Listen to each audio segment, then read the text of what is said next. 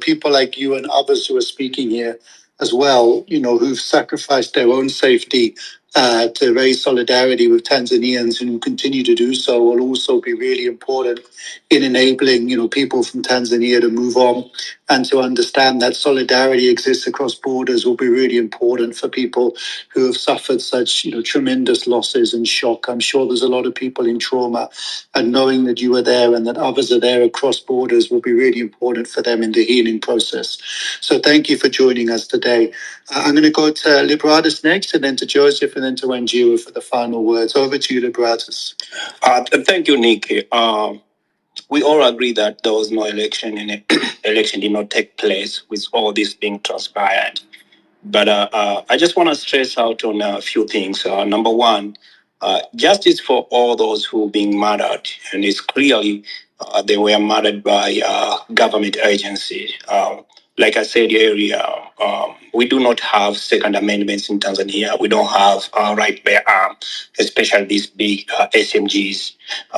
People who are shooting, like literally shooting protester, and collateral damage was some people were not even protesting. We have seen people being shot outside their houses, outside their veranda. We have seen people shot on a motorcycle or on a bike. We have been shot. We have seen people shot everywhere. So this was more like trying to instill fear to people so they don't protest. So justice for all these people who have been murdered will be the key here. I understand that now as we speak, people are under threat. People are under threat, and the situation is dire because the government is trying to conceal the truth. Is trying to conceal the truth. They go to the mortuary, to the hospital, take all the bodies, and go and bury them. I just got some messages and pictures that the government is going to the hospitals, to the morgue, trying to take all the dead bodies and bury them secretly. So the situation is dire, and people are under threat. Yeah, I thought I should straight that. Another point is I understand there was a thought maybe Samia will call some opposition, try to harmonize the situation. That's not going to happen, and that's not the case here, guys. Like I said earlier, the process we had in Tanzania and all these things, this crisis, is not about a political party. It's not about Chadema. It's a people. It's a citizen. Samia has systematically suppressed everybody, every individual who said anything against her. She has suppressed the region leaders. She has suppressed business people. She has suppressed the opposition. She has suppressed non-profit organization. Everyone who said something against her has been suppressed. We have Father Kitima, Catholic father. He was attacked because he was talking about electoral system, how unfair and unjust our electoral system is. This is a Catholic priest who was brutalized to death. There's no investigation, no arrest, no any statement on what was happening on the investigation. We have Bishop Gwajima, who came out. Bishop Gwajima is a CCM member and a member of parliament. He is on one of the highest rank CCM meetings. They call NEC. He came out, speak about abductions, speak about the truth, and he literally told us the person who is responsible with these abductions and kidnapping civilians is Samia's son, Abdul. And he clearly said that the people who are abducting these people, they have this immunity and impunity at the highest level. Our intelligences people, whenever they try to do something about these people, these mercenaries, they are stopped. They cannot do anything. That's why one of the speakers here earlier said about the Tanzania intelligence security officer being fired. Also is fired because we don't know why Samia had like 3 different Tanzania intelligence security bosses just relinquish, just get out from the institution. So we have systematic oppression under Samia, and she has consolidated the power, and it's not going to look good. On the point that Samia will maybe try to harmonize this situation by picking few groups of people like opposition. This is not about opposition, guys. It's a citizens against Samia. It's a citizens against the government. It's a citizens against CCM. And when we try to find a solution, either or to see the way forward, we have to understand this perspective. This is not about political party. It's about the citizens. And I'm so worried that because there's so much anger piled up with the citizens because almost in every neighborhood, somebody got shot, somebody got killed. In almost every neighbor, every region, somebody got shot, somebody got killed. So we have this anger, and I'm worried that if the world does not act now, it's going to be a big problem in Tanzania because this is not going to be controllable. We cannot control this. So my call today is I understand there's a lot of important people listening here.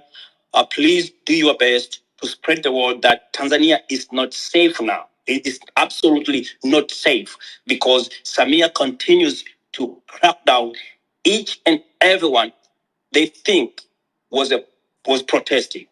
Each and everyone what they think they're protesting. There's a collateral damage, like I said. Some people got shot, got killed in front of their houses. This being said, I really appreciate Nikki and Jeffrey for this great space, and I hope we'll be talking some more. Thanks a lot. Thanks so much. Yeah, and absolutely, we will we'll definitely keep the conversation going and maybe look to have another discussion about this and some of the dimensions we've been talking about in a few weeks' time. Thanks so much for that. Okay, Joseph, over to you, and then Wenjiro, and we'll close. Okay, thank you very much. And I think the most important thing is I know people who lost their loved ones, like everyone, if they can at least try to find some means for accountability. I think this is a very important thing that we should push all of us. Anyone listening, at least trying to take some actions to make sure that this will just not pass this way. Someone said, and I think rightly, that what will happen, because some people are saying about system, why have we reached the place that now we are? Is because of many years of building a state of terror that we celebrate mediocrity. You are stupid, the better. You rise in rank because you are stupid. You are smart is the closest way you can go to hell. Now,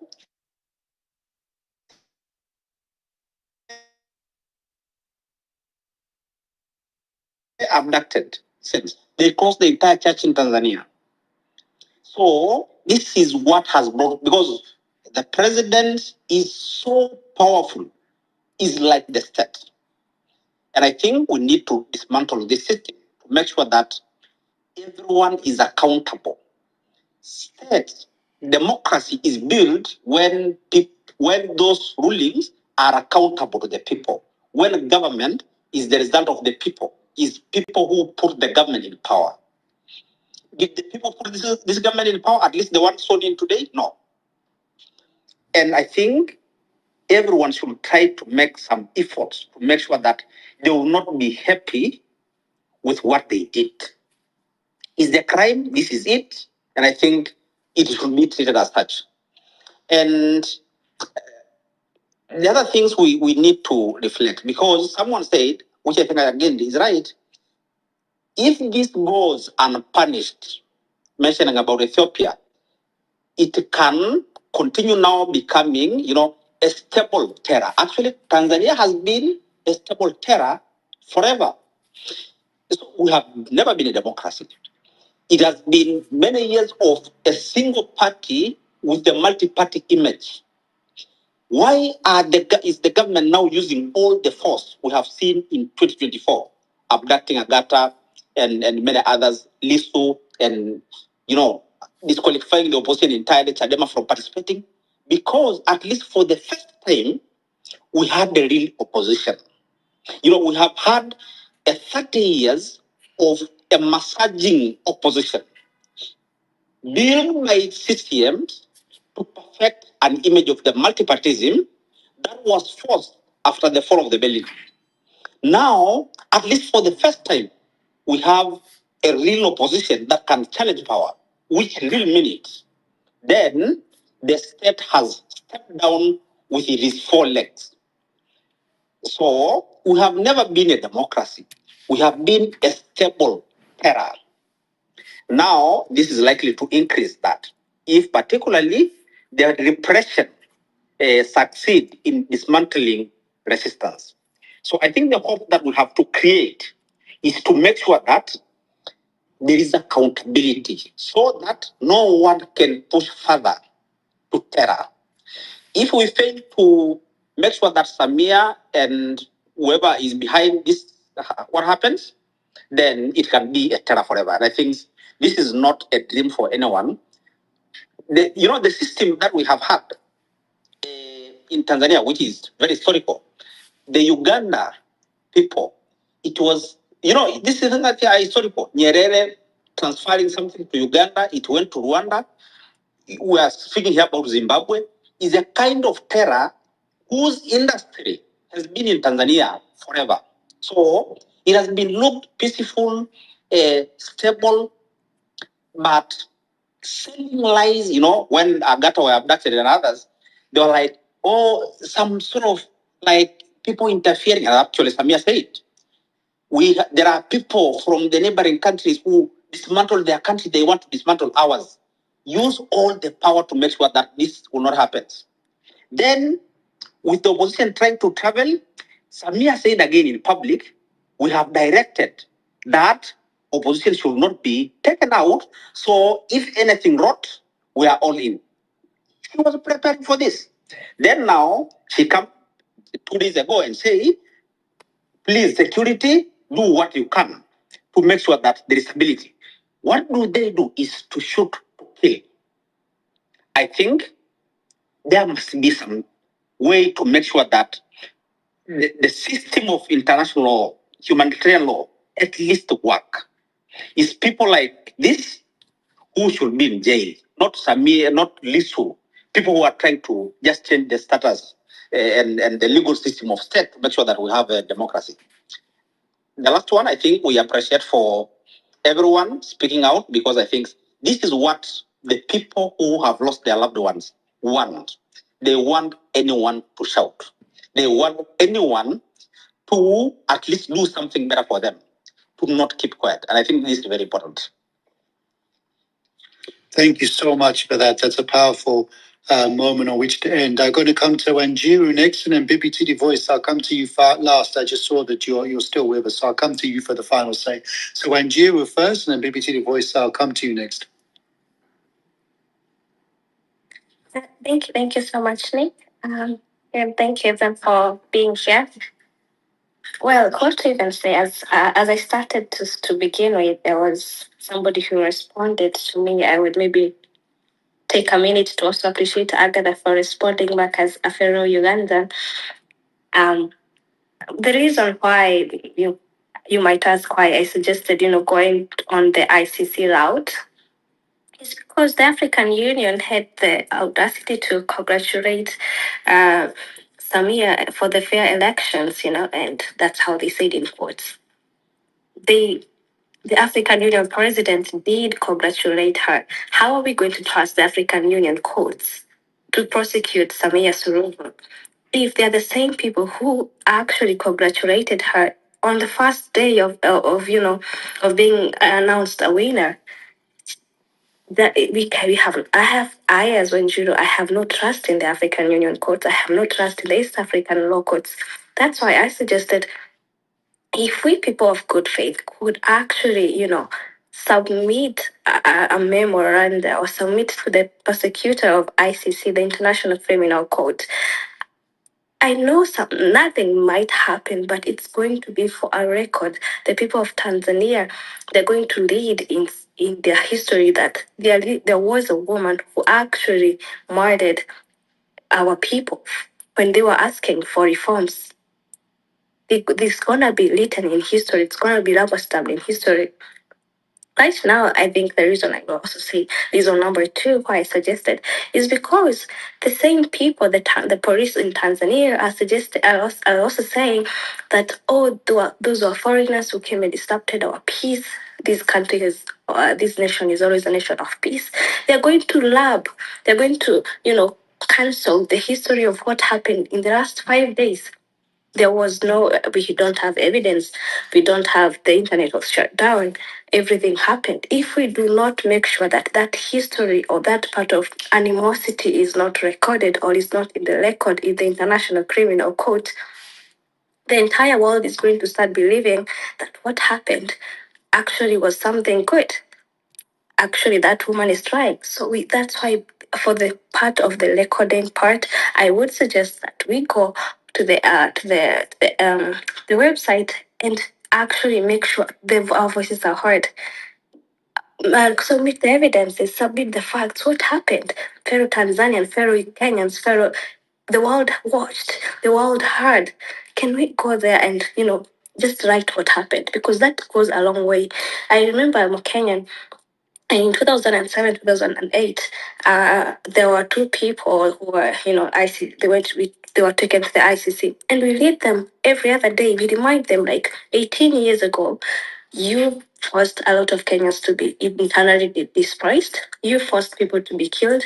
A lot of uh, people were injured. They got traumatized. It was so bad. I also heard about the Tanganyika and the Zanzibar case. Like, it was purely genocide. If only people from Tanganyika were actually killed and people from Zanzibar were spared, it's pure genocide. These are the things that we cannot actually overlook. These are the things that should actually be taken to the International Criminal Court.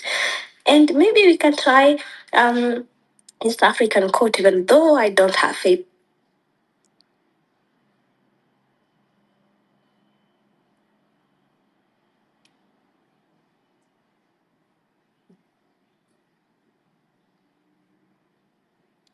Hiyo Twitter imemchomoa. Amerudi.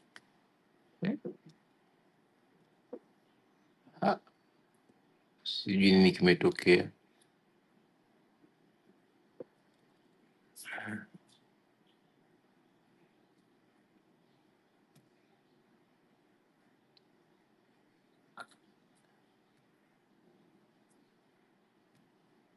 Not a woman, or Ruto is not a woman, but what they have done in their nation is much worse than even what happened a few days.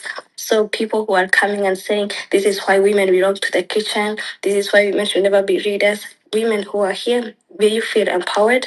And let us make sure that we actually fight this woman to make sure that she makes an example of people who were bad and they were persecuted. And any woman here vying for a leadership position, make sure when you're in that position, you represent each and every woman, because we have a long fight that we are fighting, and we have to represent and be known that women can lead, women can actually remove this entire East African nation from dictatorship to mentorship.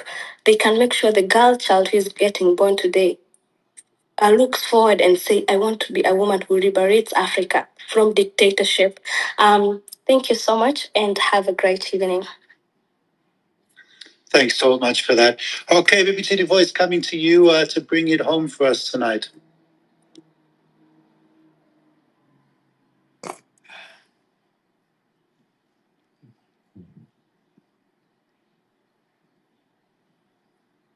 I can't hear you right now. Not sure if other people can. Let's give it another moment and see if we can get the audio. Okay, well, while we try and get the audio, maybe I'll start saying a few thank yous and goodbyes. First of all, thank you to our brilliant inspirational panel. I think it's really important to have these conversations across the region. And one thing that has really inspired me tonight is, how much people in Kenya, Tanzania, and Uganda know about what is happening in each other's countries and understand the connection between them. And I think that's a really important foundation for resistance moving forward. So thank you to everyone who's spoken. Thank you to everyone who's joined us and everyone who's made a comment. Thank you so much to our team. The Resistance Bureau is a big team. Thank you to my friend and brother, Jeff Smith, to Mentani Malog. Motwa, to our broader team, to Peter Dorian, and Donald Masaka. You're all brilliant, and these events would not happen without you. So thank you so much, everybody. And I'll just see, BBTD Voice, just give one more try. Can you have a go to see if we can hear you? Because it would be wonderful if we could hear you last.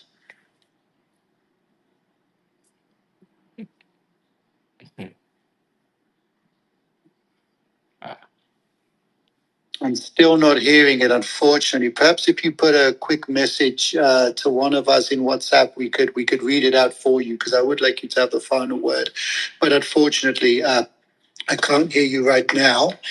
Just to say, for everybody who's with us, please remember that you can find us online, the Resistance Bureau.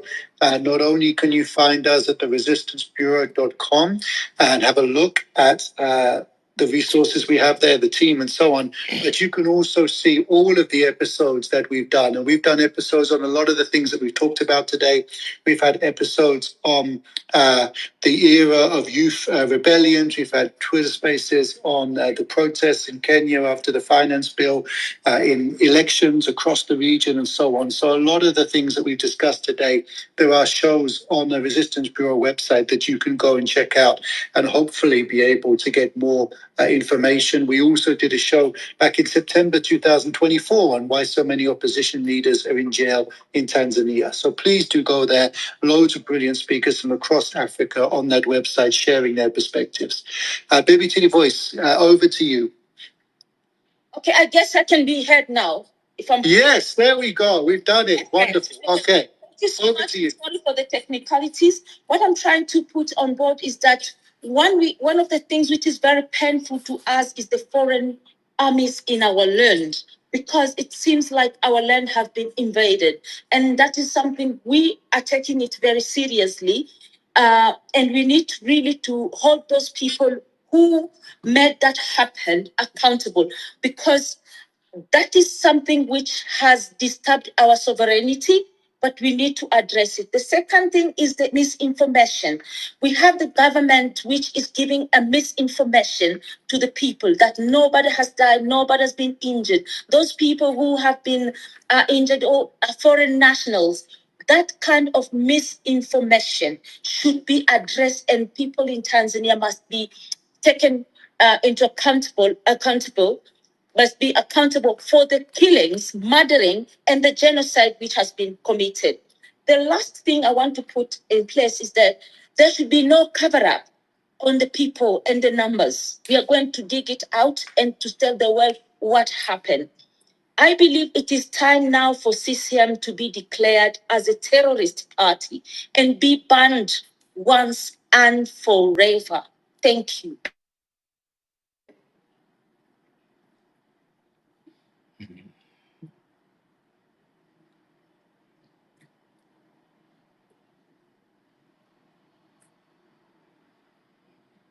Nadhani wamemaliza, siwasikii, lakini ndo walikuwa wamempa nafasi ya mwisho Bibi Titi kuongea, kwa hiyo labda naweza nikazima sasa. Naona kuna breaking news huko kwenye chat.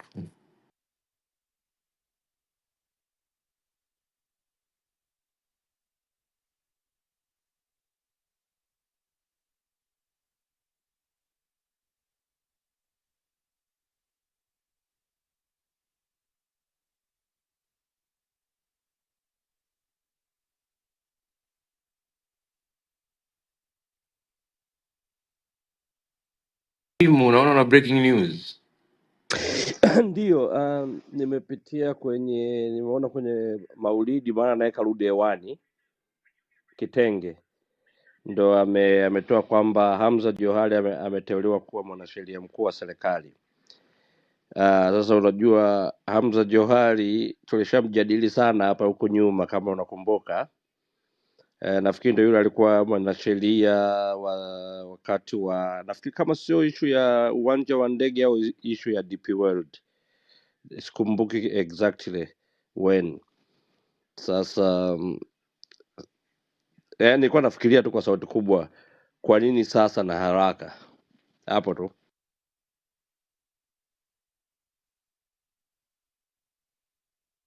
Hamza Johari ni mwanasheria wa DP World. Yes, sasa ndo ameteuliwa sasa hivi kuwa mwanasheria mkuu wa serikali. Nafikiri ataapishwa kesho kama sikosei.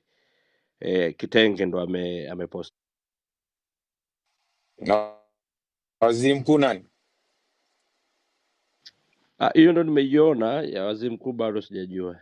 Nikipata nita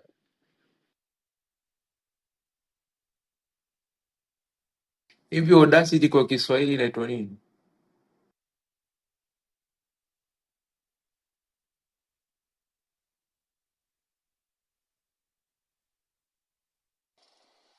So jitihada eh? uthubutu.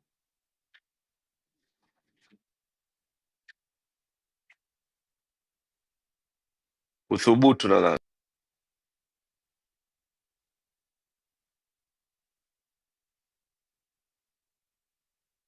Mbona anaonekana tayari alikuwa mwanasheria mkuu kabla, Sasa si baraza yaani likivunani anaendelea? kivunjwa anaendelea. Okay.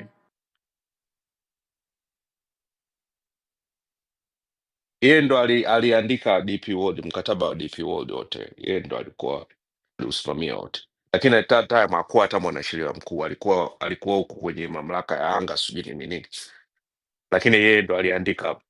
Surprisingly, mwanasheria mkuu kuandika, yeye ndo aliengineer the entire mkataba.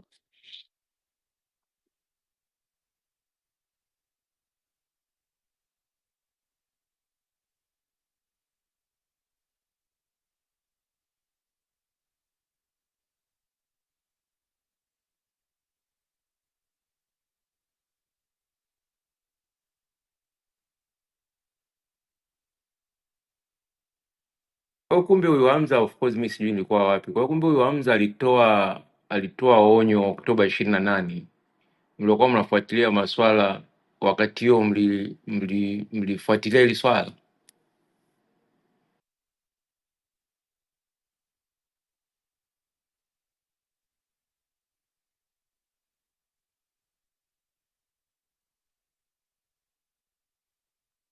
Wengi wanaojua Neina Sako tunamjua vizuri tu, kwa hiyo na kitu cha kushangaza mkataba Nimeelewa yote. hiyo, yaani nasema tu ile tarehe Yeah, kumi na yani nane siku moja mkataba. kabla ya uchaguzi, lile tamko lake alilolitoa kuhusu mazingira pekee ya kuahirisha uchaguzi na sijui nani watu wakiandamana sijui etc, hiyo itachukuliwa kama ni makosa ya jinai na nini na nini. Nilikuwa nauliza hicho kipindi hilo tamko nalitoa, yani kuna watu mlikuwa mnafuatilia? Ndio hilo swali nilikuwa Oh, nauliza, maana yeah. mimi sijui, unaona, mara ya Yeah, kwanza. I mean of course, ila sema labda ukiuliza labda umu ya, lakini kwa sisi wengine ya of course inatukusha from, yani yeye, his role is to justify whatever that means. Kinachotakiwa yani loopholes ni yani it's not necessarily kwa interest ya nchi.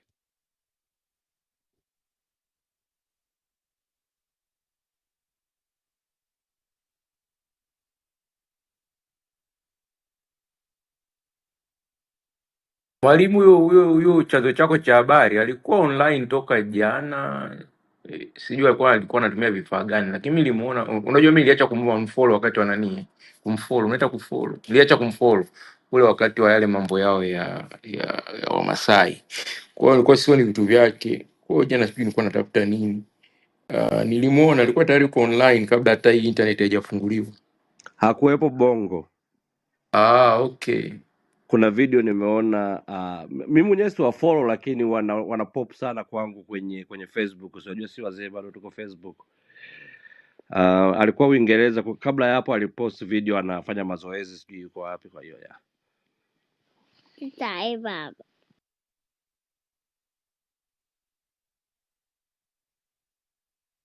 Anchi ulikuwa unalalamika kupandishwa, umekuja juu Hao wote walikuwa na taarifa za genocide, ndio maana waliondoka mapema mapema. Walikuwa wanajua you might get straight bullet. Wakaambiwa mapema mapema, ondokeni, tunaleta janja weed kuwapiga risasi wa Tanzania. Yaani katika nchi ya kipumbavu ndo Tanzania, yaani unakodisha watu kuja kuua watu wako. Sasa Oh my God. lia ng'ombe, Eh? What a shame Liang'ombe, it is. Yeah. nimesoma sehemu kwamba huyu wa Clouds nani, hiyo Master T kapigwa risasi nyumbani. Kuna sehemu nimesoma, sasa sijui kama ni ukweli kwamba alipigwa. Amekufa. Ni ukweli. Ni ukweli alikuwa Eh, amekaa nyumbani. Nyumbani kwake. Master T kafa. Yeah. Na see. Watu wengi Mwanza Nyamanoro wamekuta watoto wanaangalia mpira 15 wameuliwa kwenye ile kuangalia mpira kwenye manyumba hiyo. Wameuliwa 15 of them.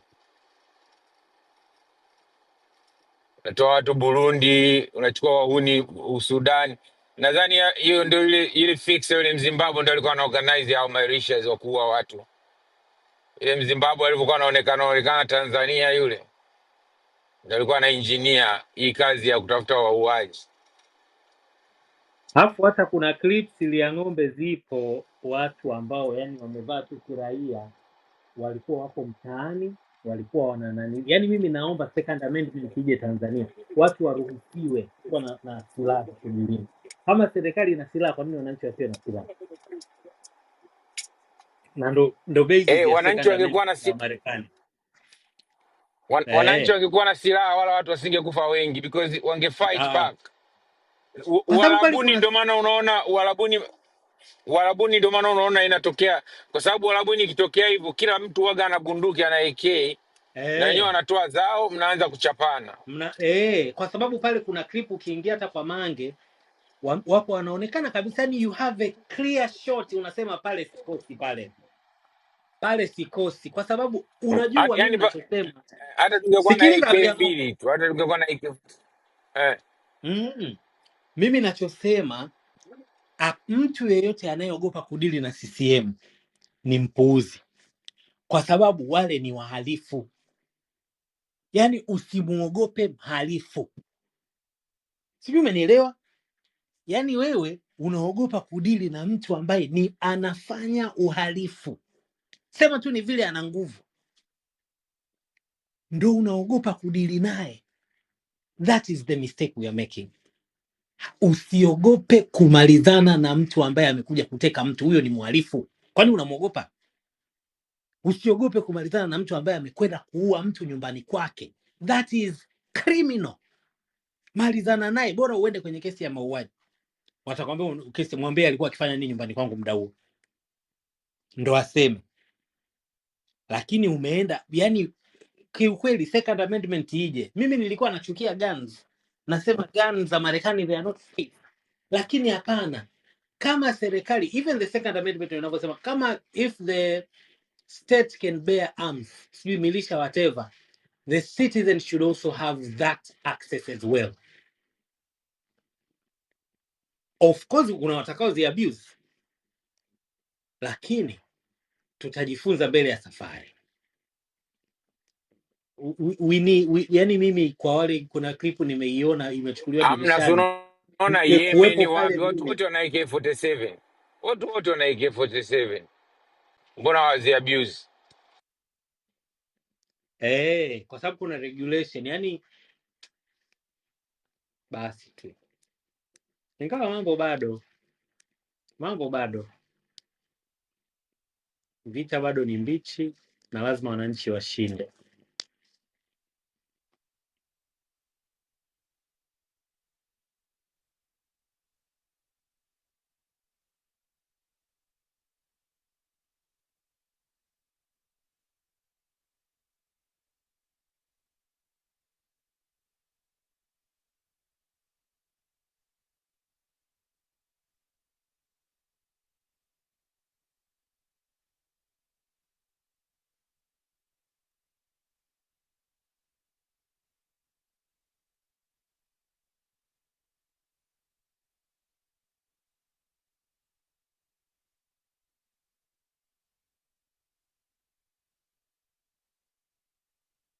Kuna mtu kwenye rumu iliyopita alikuwa anamuongelea Jerry Silaa, akasema Jerry Silaa kuna watu walisema sijui amefanyeje. Mimi taarifa niliyopataga anasema wamemla kichwa. Sasa Kuna wengine wakasema kapigwa bastola, nikawa nashindwa Said Silasi ni CCM yule. Kwa hiyo John Slaa ameshindwa kura au Liang'ombe usikiki? Au ni mimi ndio internet yangu?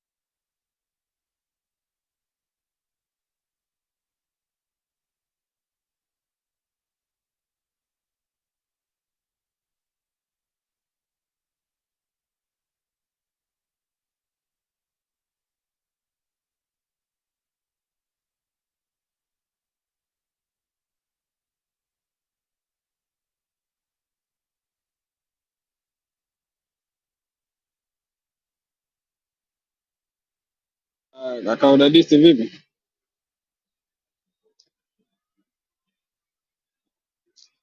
Blanche na wengine. Bali nimemwona Miko jamani, ameenda wapi? Sijajua. Nilikuwa nataka nikwambieje, nimetoka kuongea na rafiki yangu ambaye pale kwenye kata yetu wamekufa watu watatu.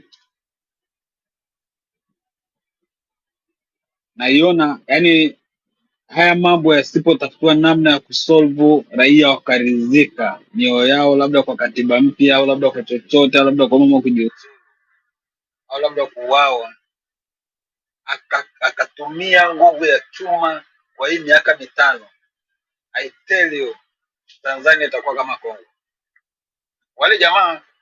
Wale jamaa walichoniambia, na kule nyumbani sisi, hata nakumbuka, kama unajua kesi za kule Meru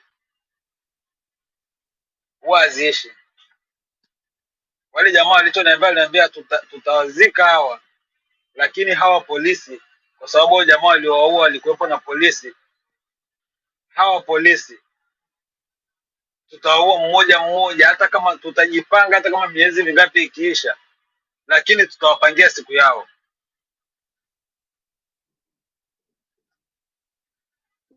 Na nikifikiria mtu ambaye ananiambia ni mtu ambaye yuko very serious,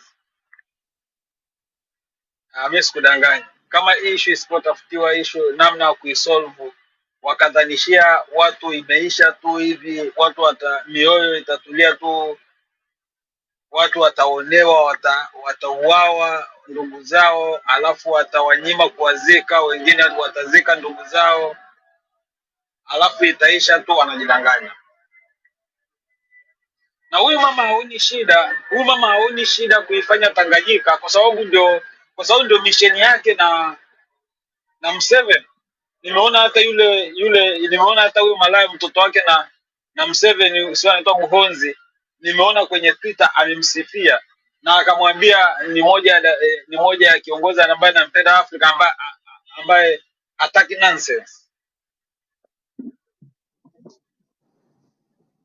Sasa kwa sababu lengo la Museveni kuifanya Tanzania iwe kama Kongo, sikudanganyi, kama hawa viongozi wengine ambao tunao wasipokaa wakapata chansi na namna ya kufikiria jinsi gani ya kuweza kufanya chochote ili watu warizike, ili mioyo ya watu angalau release, akaendelea, kwa sababu hao askari watakuwa hawajaondoka, bado watakuwepo wengine Tanzania wengi tu, kwa sababu ya kuweza kulinda uongozi wake. Na nasikia alikuwa analindwa na askari ambao wamevaa na wamefunga vilemba vya Kiarabu. Ah, sikudanganya. Ndani ya miaka mitano Tanganyika itakuwa kama Kongo. Na Lakini inaweza ikawa zaidi. Ina, hata yeye mwenyewe Rais Samia, hata yeye mwenyewe, she is not happy what happened.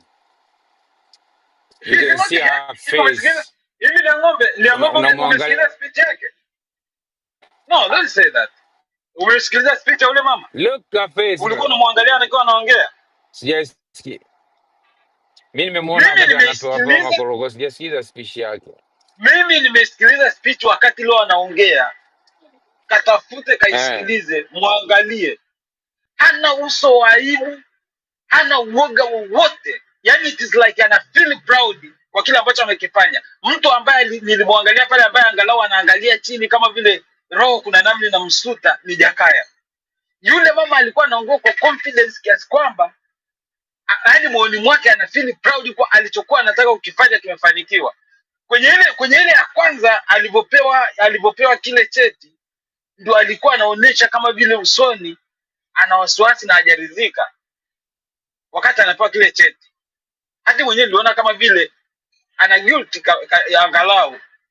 Lakini kama ukisikiliza speech yake ya leo na ukamwangalia toni zake na kuongea, it is like moyoni yuko very proud kwa kile ambacho anakifanya.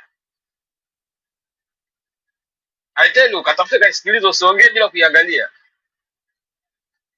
Kwa hiyo kama ataendelea kutumia mkono wa chuma kwa hii miaka mitano, kwa sababu mimi sikudanganyi, huu msala ameuachia polisi, huu msala ameachia viongozi wengine huko mtaani wa CCM. Kama akiendelea kutumia mkono wa chuma kwa hii miaka mitano, sikudanganyi, Tanganyika inaweza ikawa mbaya kuliko hata Kongo. Nyie subirieni, mtasikia baadhi ya polisi wanadondosha siku za karibuni. Tukae tusubirie. My brother, it is too hard.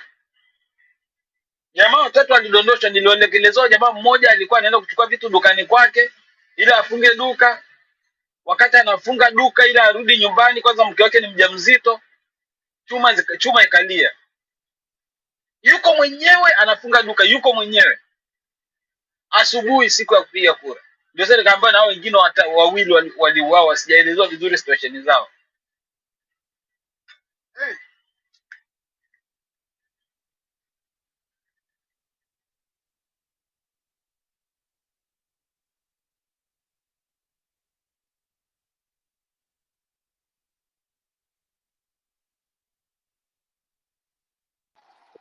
unajua sisi wa Tanzania tumesahau history. Huyu mama wakati wa mapinduzi waliouawa walikuwa ni kazini zake, bu zake na zake, na sisi tulikodisha majeshi Nyerere, alafu tukajisahau. Now she's doing it.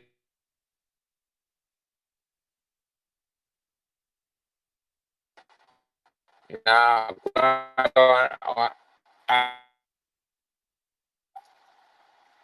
wale jamaa katiba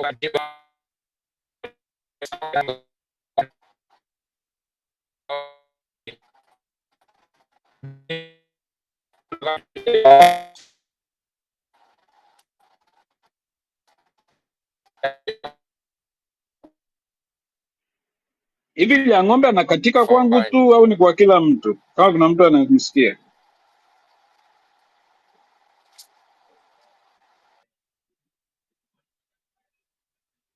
Yaani ya ng'ombe kwangu, kama unasikika na watu wote kama mimi nilivyokuwa nakusikia, hamna kitu Askiki, ambacho watu wanasikia. askiki na amesha mute. Ya ng'ombe ujitahidi ubadilishe tekno. Kila siku hauna network.